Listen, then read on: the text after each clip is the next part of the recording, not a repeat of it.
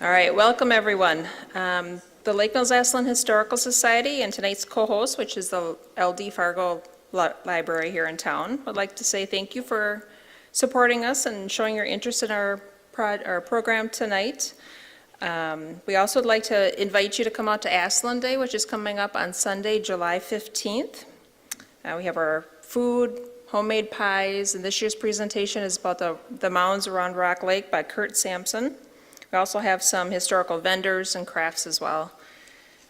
Tonight's program is pretty unique and special. We're very fortunate to have Caitlin Downey here tonight.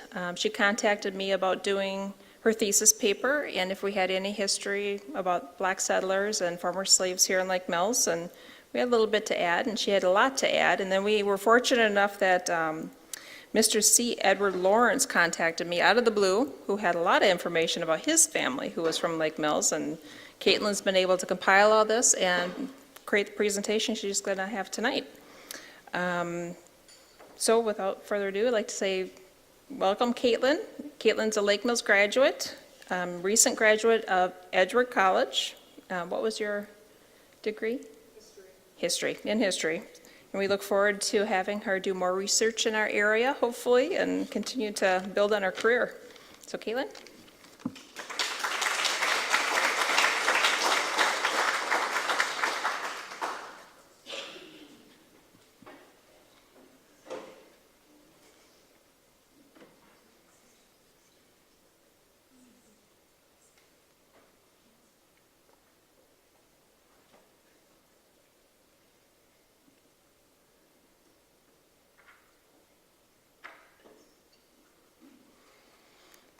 So as Robin mentioned, I wrote my bachelor's thesis on a group of 7 families of former slaves who all lived here in Lake Mills from the late 1860s until about the year 1900. And these families were the Anderson, Bailey, Buckner, Carpenter, Dixon, and Lawrence families. And tonight I'm also going to talk a little bit about the Newton family, which is not included in the paper itself, but there's still some pretty interesting information there. And I began my research in the spring of 2017. At the time, I was working with Edgewood College's Digital Humanities program on a project about Pleasant Ridge, which was a black farming community in Grant County near the Iowa border, and that itself is a very interesting topic. And I was looking through a history of Grant County, and that had an 1875 state of Wisconsin census that listed populations for counties and townships by race. So it had white and colored, though that was their word, not mine. So I decided to look at Jefferson County, and to my surprise, Lake Mills, out of all the townships, had the most black people living there. And by the most, I mean it was close to 30, and the other townships had maybe 5 or 8 or 2 lone people, and I wondered who these people were, because I had never heard of black people who, given the time frame, would have been former slaves living in Lake Mills. And from there, my research grew, and I found names, and I started to piece the paper together. And I also wondered, how did they integrate into a majority white community, and why did they eventually leave? So where did they come from? They were all born in various southern states. Let's see, Tennessee, Missouri, Virginia, Kentucky, the Carolinas, Mississippi, Alabama. There's this phrase in African American genealogy called the 1870 brick wall, which describes the difficulty of trying to find information on your black ancestors prior to 1870, because that was the first time slaves were enumerated in the census. Before that, they were literally just a tally with age and gender.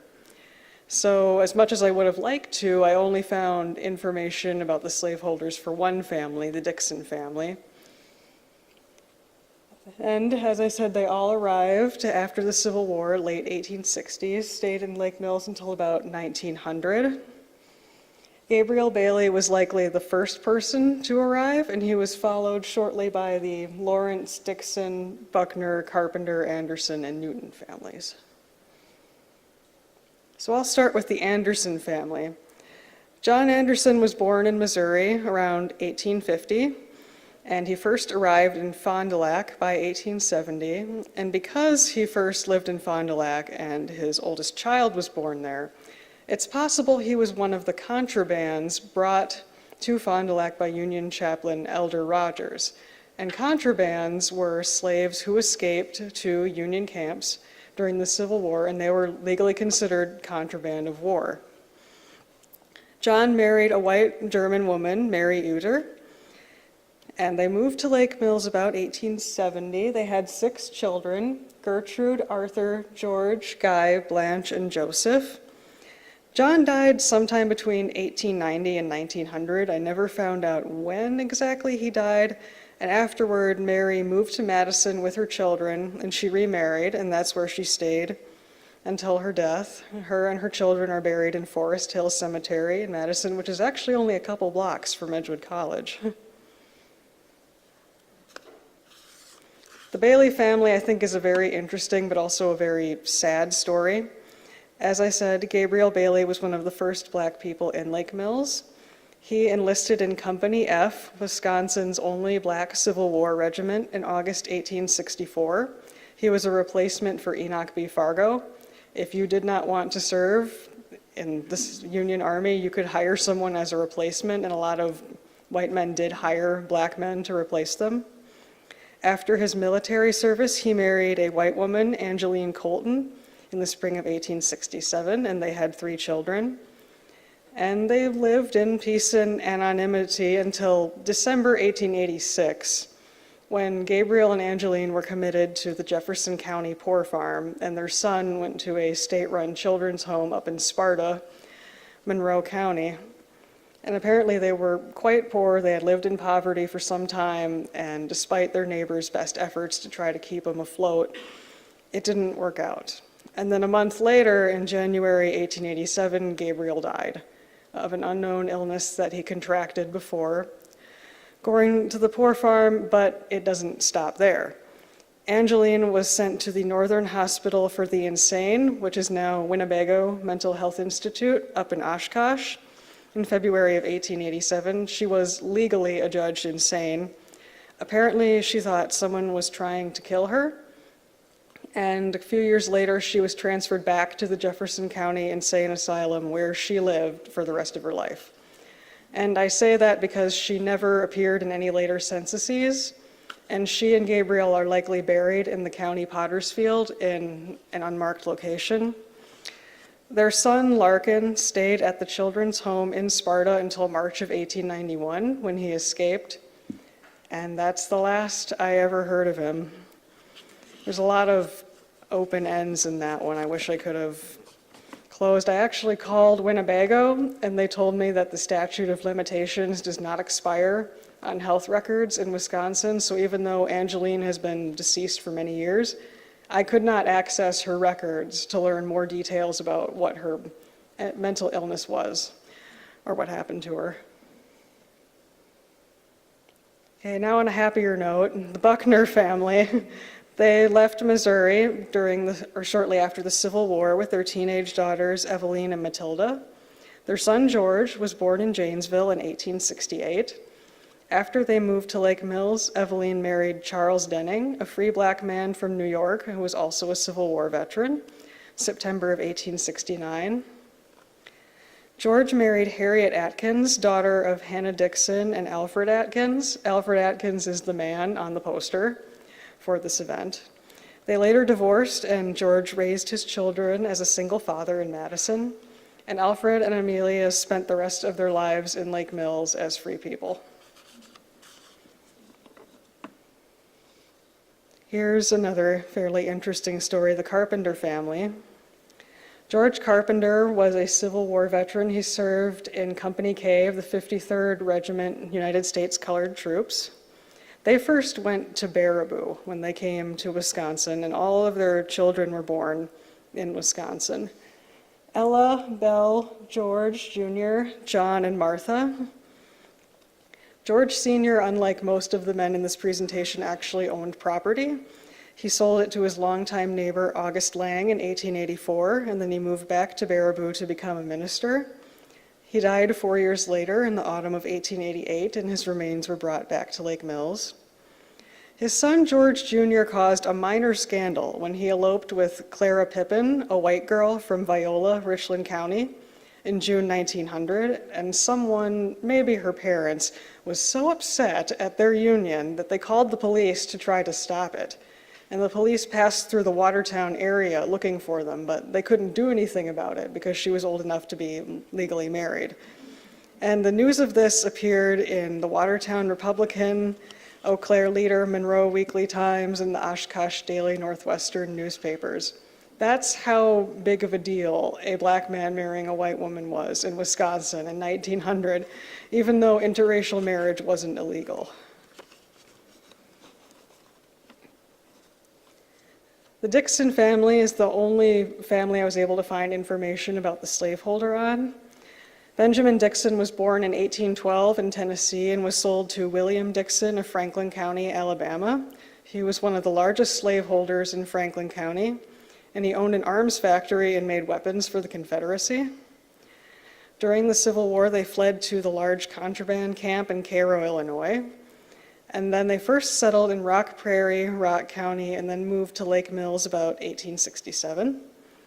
Benjamin Dixon worked for George and William Griswold, partial owners of a foundry that made parts and machinery for mills.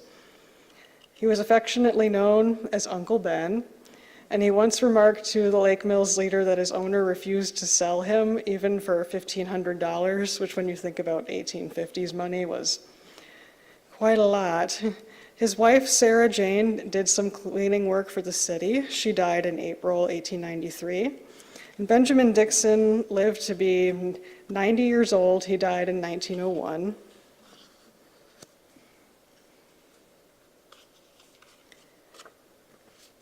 Amanda Dixon, Benjamin and Sarah Jane's daughter, married Richard Herbert Lawrence Sr., a Civil War veteran, according to C. Edward Lawrence, his great-grandson. He served in Company B of the 47th Regiment United States Colored Troops. And according to Lawrence family history, when Herbert was a boy, some abolitionists found him crying underneath a tree, and they smuggled him back to Wisconsin. And thereafter, he went by Herbert to try to avoid slave catchers. And I wasn't able to verify that story, but I'm just gonna accept it as a good family history story. And he married Amanda Dixon on New Year's Day, 1867. They had 7 children: Edwin, Benjamin, who was C. Edward Lawrence's paternal grandfather, William, Richard Jr., Alfred, Charlotte, and Ethel. Herbert died January 1885 of tuberculosis, and Amanda continued raising her children as a single mother. She never remarried. Tragedy struck the Lawrence family in 1892 when the body of Richard Jr. was found in London Township near the Koshkonong Creek Bridge, and it was badly mutilated. His skull was crushed, his arm was broken, and one leg was completely severed. And 1 week later, an all-white coroner's jury declared his death accidental, and the case was closed. And given that the body of this young black man was found in a remote area in a majority white township, and there was little to no investigation into this death, it is quite likely that he was lynched. And that marked the beginning of the end of the Lawrence family in Lake Mills. And it wasn't the only train-related injury in the Lawrence family. 2 years later, Benjamin Lawrence lost his lower leg, falling from a train car. When the train took off and he was still on it, he was trying to help a friend board the train, and he fell. And 4 years after that incident, he sued the Chicago Northwestern Railway Company for $8,000 in damages, but he received only $1,500. And after his accident, he could not be a farm laborer anymore, so he moved to Milwaukee and worked for the Gridley Dairy Company as a can washer. He retired and moved back to Lake Mills in the 1950s, and he passed away in 1955. His sisters, both Ethel and Charlotte, they also died in Lake Mills. Charlotte moved back and she died in a hospital in Jefferson, actually, in 1958, and his sister Ethel died while visiting Ben in 1952.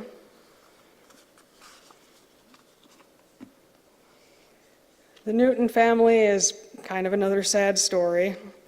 George Newton married Mina Halsine in November of 1875. They had 6 children together: Emil, Robert, George, Alvina, Elizabeth, and Emma. And George Newton died February 1892 when he was killed in a logging accident. He was crushed by a tree, and his death was also ruled accidental by an all-white coroner's jury. And afterwards, his son, Emil, was never really the same. He was sent to the Boys Industrial School in Waukesha in 1894. He was released in 1895 and arrested again for petty theft. He was arrested several times for petty theft, and then he went to the State Children's Home in Sparta in 1889, so prior to this, and then he ran away in 1893. And when he was an adult, he was sent to the state prison in Waupun for burglary, multiple times. And as with Richard Lawrence Jr.'s death, it's quite possible that George Newton's death was also a lynching, but his is a little less likely given the very dangerous nature of logging. These are some photos I both took myself and I received from the Historical Society and C. Edward Lawrence's family. Gertrude Anderson is his paternal grandmother. She was the first wife of Benjamin Lawrence. That's the grave of James Dixon in Rock Lake Cemetery. That's the grave of infant John Carpenter in Rock Lake Cemetery. I think it's in a pretty nice location. It's under a tree. There's Millie Denning, daughter of Eveline Buckner Denning and Charles Denning with her classmates.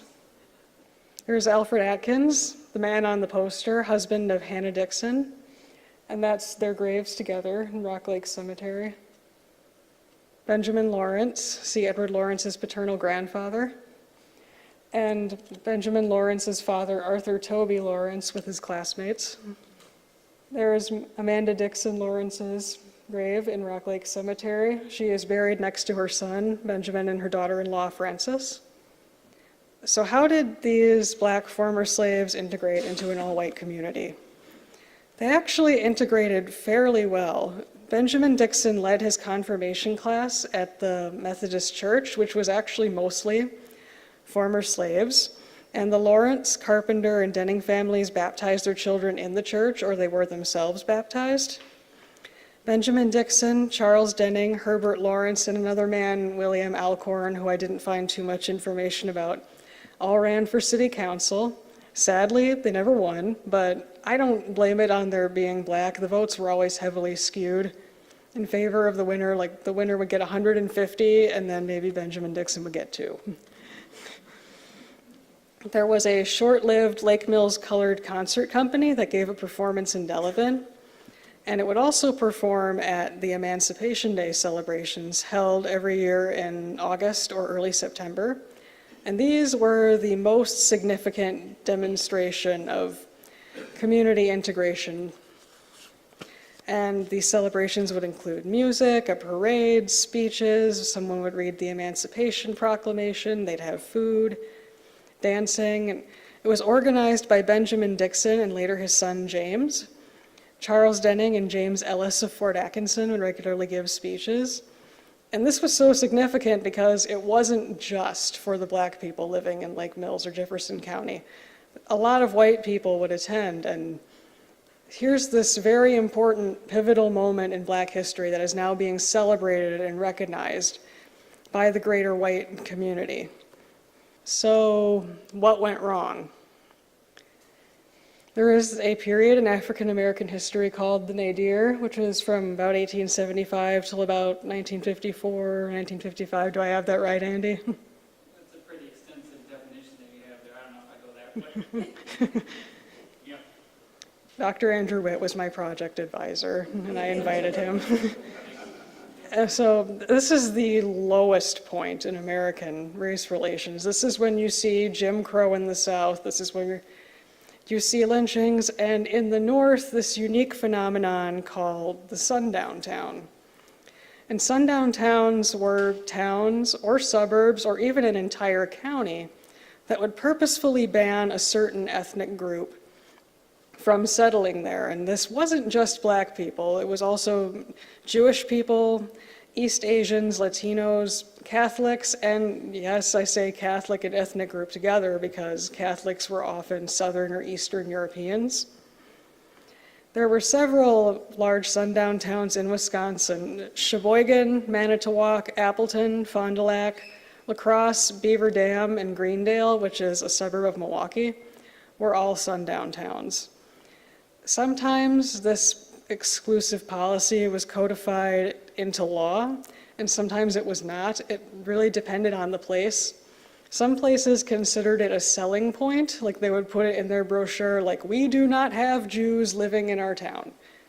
Other towns would not mention it at all. It just became the way it was, which is what I think happened over time in Lake Mills, if not Jefferson County as a whole.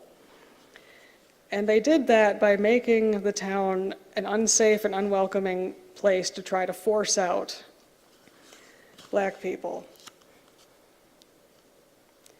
Sometimes a sundown town became sundown because of the presence of the Klan. There was no Klan activity in Jefferson County, but there was KKK activity in Greene, Crawford, Rusk, Rock, Eau Claire, Pierce, Dane, and Milwaukee counties, especially during the 1910s and 1920s. Sometimes an instance of anti-black violence would precede a sundown town going sundown. A pretty famous case is Anna, Illinois, which according to local legend stands for "Ain't No N-Words Allowed." And it became sundown in 1909 after a white woman was found murdered and they lynched her suspected killer, Will James. And thinking back to the death of Richard Lawrence Jr. and or George Newton, it was very possible that Richard Lawrence Jr. was lynched and his death was a message to the black families in Lake Mills that they were no longer welcome here. I made these population tables from decennial census reports and also a couple histories of the county. As you can see, the black population has never been very high in Jefferson County, especially when you compare it to the overall population. But if you look around 1910 through 1940, see how it drops to the single digits. And as you can see from this table, there were no black people in Lake Mills for 30 years. The first two back in 1950, that was probably Benjamin Lawrence and his wife Frances. And at the same time, anti-black violence alone can't account for a town becoming sundown. Lake Mills was and still is a farming community. There wasn't a lot of job opportunities outside of farming, especially for the second generation who maybe didn't want to be agricultural laborers like their parents. And moving to a large city like Madison or Milwaukee or Baraboo, there would at least be that possibility of getting a factory job, and there was also black marriage partners. Sure, interracial marriage wasn't illegal, but as we can see in the cases of the Bailey and Carpenter families, it wasn't necessarily accepted.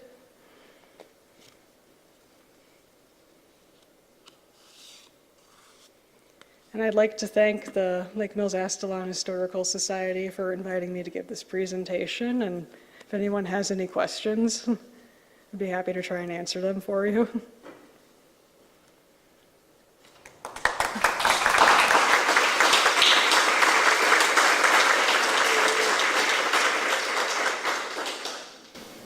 Did the name Sundown Town come from, I'd heard from somebody that it meant that no persons of, whatever race, creed, or color that was undesirable were legally allowed to be out on the streets after sundown. Is that correct?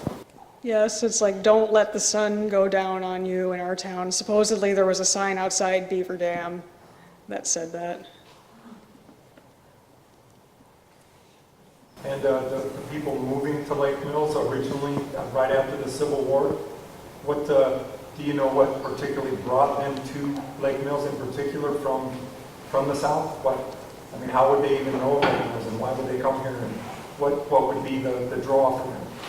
That question still puzzles me. Well, like I said, it's a farming town. Given that they probably lived on plantations for most of their lives and they performed agricultural labor, this would be something that they could do, that they were used to.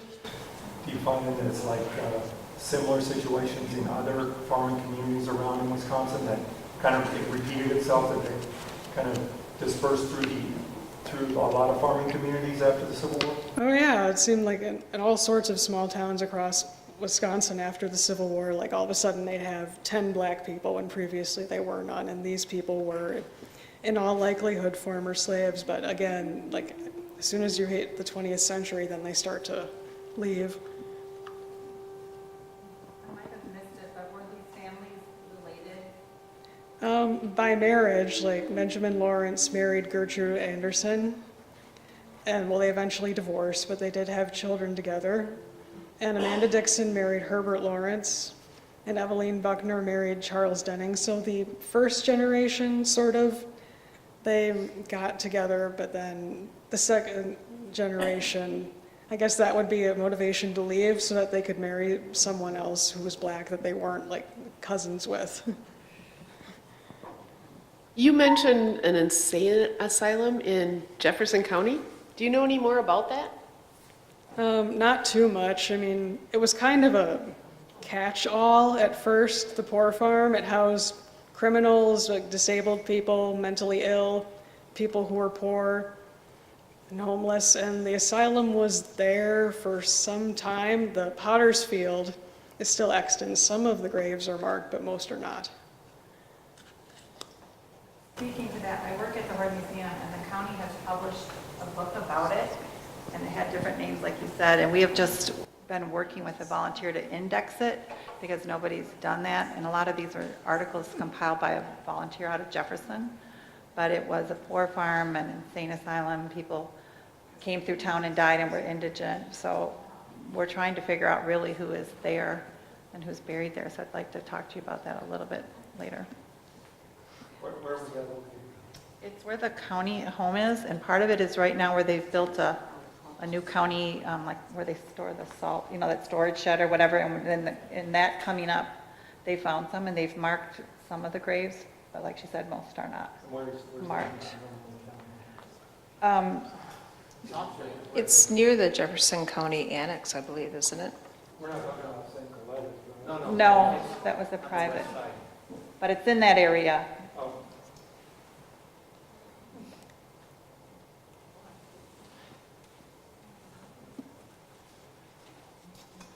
Have you come across any evidence that any of the Fargo manufacturing could have been a draw for them coming here as well? Because I think in its day it was considered pretty notable. It could have been, but given that the first generation, as I've called them, were agricultural laborers, they might not have been interested in manufacturing work, and also the Fargos, not to rag on them, but they might not have wanted to hire the black people in town. Like I say, there was the prospect of factory jobs in larger cities, but there was no guarantee that they would get one because employers often didn't want to hire black people, and if they did, they would take them on as strike breakers. How far in school do the kids go? What grade? I don't know, probably the same as their white counterparts. I guess it varied, maybe 8th grade about that, because I've heard about like farm children having to miss a lot of school to help out on the farm or take care of their younger siblings. But they did go to school, as you can see by the photos of them with their classmates. So they were literate, which was something that their parents, that they did not have because they were slaves. Was that church racially integrated? That's historically an African-American denomination if it's like AME, but was it mixed here in Lake Mills? Well, it wasn't an African Methodist Episcopal Church, no, but they did admit black members. There was like a big divide during the Civil War between like the southern branches of the Methodist Church and the northern ones over the issue of slavery. And eventually they split and the northern denominations became abolitionist, and I guess they did accept black members. It's interesting that interracial marriage was legal, I believe, and Professor, please correct me if I'm wrong, but I believe down south, interracial marriage was illegal all the way up to 1967. Everybody put the spotlight on Andy.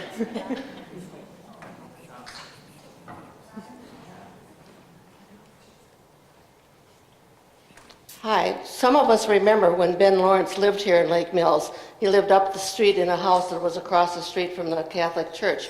And he had a grandson, we think it was his grandson, that would come out in the summer times. And my dad would have him be the bat boy at the on the baseball team. And the Congregational Church records showed when they joined our church and when he was withdrawn from the church. So they were members of the Congregational Church.